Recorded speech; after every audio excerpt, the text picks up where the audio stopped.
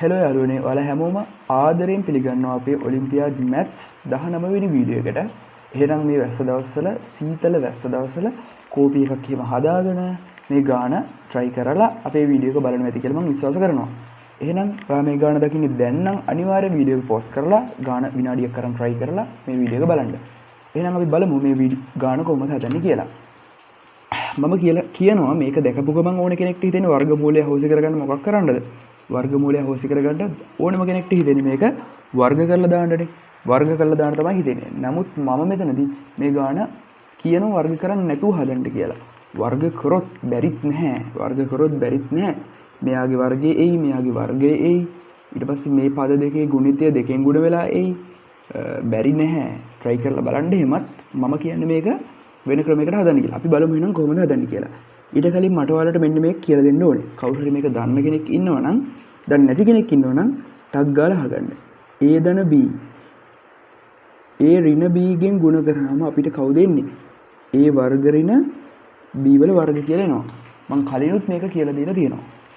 මේ තියෙන වර්ග දෙකක අන්තරේ සාධක. එතකොට මම මේ ගාන හිතන්නේ කොහොමද?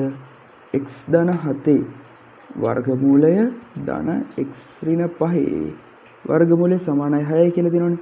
මම හිතනවා මෙයා a, මෙයා b. මෙයා a, මෙයා b කියලා මම හිතනවා. එහෙනම් මේ තියෙන්නේ a ධන b. මේ තියෙන්නේ a ධන b. මේ තියෙන්නේ a ධන b නේද? මේ තියෙන්නේ a ධන b නේ. එහෙනම් ඊළඟට මම මොකද කරන්නේ? a ධන b වර්ග දෙකක අන්තරයක් හදාගන්න a ඍණ b ගෙන් ගුණ කරනවා. x ධන 7 x ඍණ 5 මං ගුණ කරනවා මේ දෙන්නගේ අන්තරයෙන්. මේ දෙන්නගේ අන්තරය කියන්නේ කවුද? x ධන 7 වර්ගමූලය ඍණ x ඍණ 5 වර්ගමූලය නේද? අපිට සමීකරණයක වම් පැත්ත ගුණ කරා නම් දකුණු පැත්තත් අනිවාර්යෙන් එම සංඛ්‍යාවම ගුණ කළ යුතුයි. එහෙනම් 6 x ධන 7 ඍණ x ඍණ 5 වර්ගමූලයෙන් ගුණ වෙනවා. එතකොට මෙතන a ධන b a ඍණ b ගෙන් ගුණ කරාම a වර්ග ඍණ b වල වර්ගා වගේ මෙතනත් එන්නේ මේ මෙයාගේ වර්ගයයි මෙයාගේ වර්ගයයි a මැදට අන්තරයක් සෙට් වෙන්න ඕනේ. එහෙනම් x ධන 7 වර්ගමූලයේ වර්ගය ඍණ x ඍණ 5 වර්ගමූලයේ වර්ගය සමානයි 6යි x ධන 7 ඍණ x ඍණ 5 වර්ගමූලය කියලා එනවා. අපි දන්නවා වර්ගමූලයකට වර්ගයක් කැන්සල් වෙලා යනවා.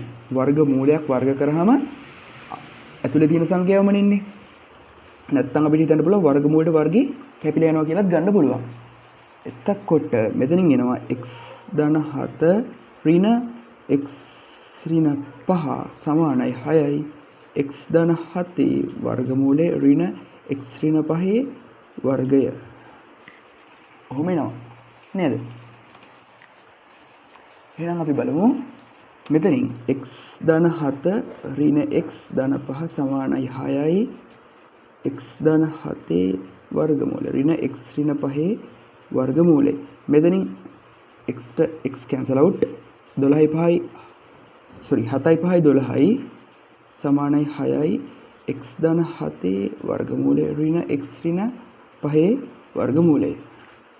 12 6ෙන් බෙදෙනවා 2 සමානයි x ධන 7 වර්ගමූලය ඍණ x ඍණ 5 වර්ගමූලය. එහෙනම් මට දැන් සමීකරණ දෙකක් තියෙනවා. මේ තියෙන පළවෙනි සමීකරණේ මේ තියෙන දෙවෙනි සමීකරණේ මේ තියෙන අපේ ගාණ දීලා තිබුණු පළවෙනි සමීකරණේ. මේ තියෙන අපේ ගාණ දීලා තිබුණු පළවෙනි සමීකරණේ. එහෙනම් මට මොකද කරන්න පුළුවන්? මේ සමීකරණ දෙක භාවිතා කරලා මම ලියා ගන්නවා අපසරයක් අපේ පළවෙනි සමීකරණේ. x ධන 7 x ඍණ 5 වර්ගමූලය සමානයි 6 x ධන 7 වර්ගමූලය ඍණ x ඍණ 5 වර්ගමූලය සමානයි 2යි. මේ දෙන්න මට පුළුවන් එකතු කරන්න. සමීකරණ දෙක සමීකරණයක් එකතු කරද්දී වම් පැත්ත දකුණු පැත්ත විදිහට එකතු වෙනවා. එහෙනම් මේ පැත්තට මේක එකතු කරාම x ධන 5යි x ඍණ 5 වර්ගමූලයට මෙතන තියෙන ඍණ x ඍණ 5 වර්ගමූලය කැන්සල් අවුට් කැපිලා යනවනේ. ඒතර මෙතන එනවා 2යි x ධන 7 වර්ගමූලය සමානයි 6යි 2යි 8යි x ධන 7 වර්ගමූලය සමානයි 8 බෙදීම 2 කියන්නේ 4යි. දෙපසම වර්ග කරොත් x ධන 7 වර්ගමූලයේ වර්ගය සමානයි 4 වර්ගයක් නේද? 4 වර්ගයක් එනවා. මම මේක මෙතෙන්ට ගන්නවා. එතකොට හතරේ වර්ගයක් කියලෙනවා. වර්ගමූලයට වර්ගය කැන්සල් වෙලා යනවා. x ධන 7 සමානයි 4 වරක් 4 කියන්නේ 16යි. x සමානයි 16 ඍණ 7 x සමානයි 11යි. x සමානයි 11යි. එතකොට මේක තමයි අපේ ගානේ උත්තරේ වෙන්නේ. ඔයා x සමාන 11 කියලා ගත්තා නම් නියමයි. හරිද? නියමයි.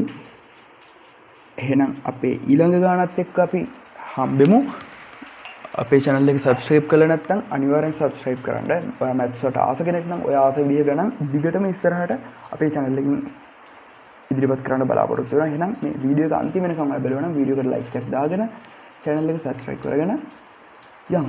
එහෙනම් ඔයාලා හැමෝම පරිස්සමෙන් ඉන්න මේ වැස්ස දවස්වල විශේෂයෙන් එළියට පහළට බහිද්දී සර්පයෝ ඉන්නවා, ස්වභාවික අනතුරු වැඩි. ඒ නිසා පරිස්සමෙන් ඉන්න කරන දේවල් කරගෙන පරිස්සමෙන් ඉන්න හැමෝම. එහෙනම් ඊළඟ ගණත් එක්ක අපි හම්බෙමු. හැමෝටම තෙරුවන් සරණයි.